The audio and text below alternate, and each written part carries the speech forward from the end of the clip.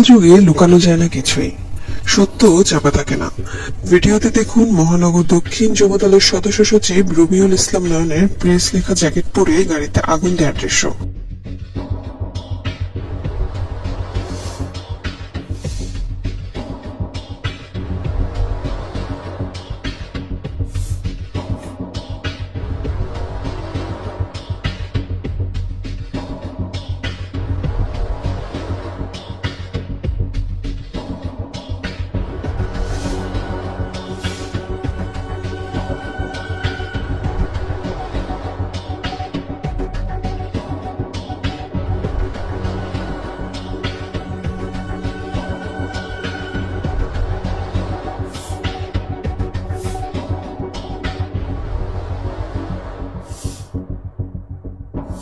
আর BNP গুজব sell দোষ চাপিয়েছে পুলিশের উপর।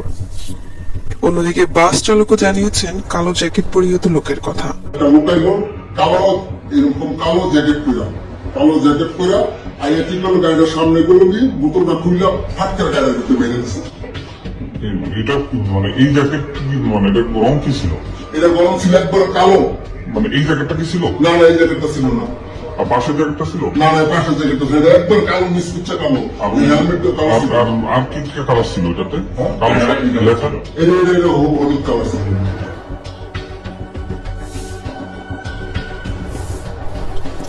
বাংলা মোটরে নিজে আগুন দিয়ে পুলিশ মেরেছিল এই নয়ন।